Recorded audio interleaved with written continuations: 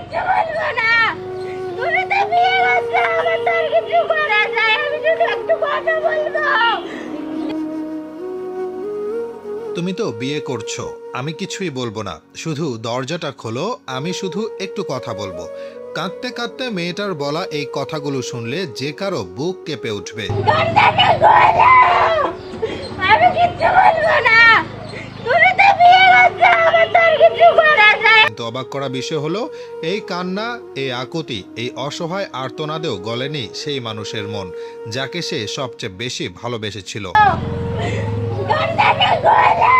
ভাবুন তো, একটা মানুষ কতটা ভালোবাসলে নিজের সমস্ত অভিমান, সমস্ত কষ্ট, সমস্ত আত্মসম্মান ভুলে শুধু একটা কথা বলার জন্য বন্ধ দরজার সামনে দাঁড়িয়ে কাঁদতে পারে। সে জানে তার প্রিয় মানুষটি অন্য কাউকে বিয়ে করে ফেলেছে। সে জানে এখন আর তার কোনো অধিকার নেই, না কোনো দাবি, না কোনো অভিযোগ, না কোনো জোর। তারপরও সে এসেছে।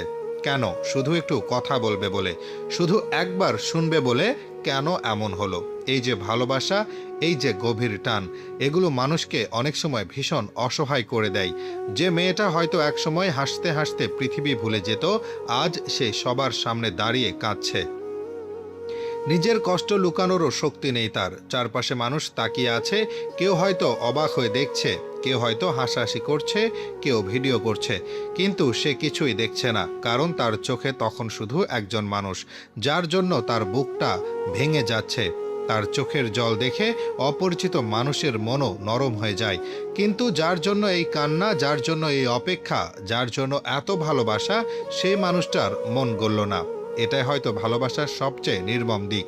যখন একজন মানুষ তার সবটুকু ভালোবাসা দিয়ে দেয় আর অন্যজন সেই ভালোবাসার মূল্যই বোঝে না। সবচেয়ে কষ্টের ব্যাপার হলো, মেয়েটা কোনো ঝগড়া করতে যায়নি, কোনো অধিকার ফলাতে যায়নি, সে শুধু একটু কথা বলতে চেয়েছিল, কিন্তু সেই সামান্য সুযোগটুকুও পেল না। তখন মনে প্রশ্ন জাগে, মানুষ এত তীব্র ভালোবাসা পেয়েও ঠকায় কিভাবে? কিভাবে কেউ কারো এত কান্না উপেক্ষা করতে পারে? হয়তো সত্যিটা হলো, সবাই ভালোবাসার মূল্য বুঝে না। কেউ ভালোবাসাকে আগলে রাখে, আর কেউ ভালোবাসাকে অবহেলায় হারিয়ে ফেলে। আর যে সত্যিকারের ভালোবাসে, সে শেষ মুহূর্ত পর্যন্ত আশা ছাড়ে না। দরজার ওপাশে যদি আর ভালোবাসা নাও থাকে, তবুও সে দরজায় কড়া নাড়ে। কারণ ভালোবাসা মানুষকে দুর্বল করে না, ভালোবাসা মানুষকে শেষ পর্যন্ত সত্য করে রাখে।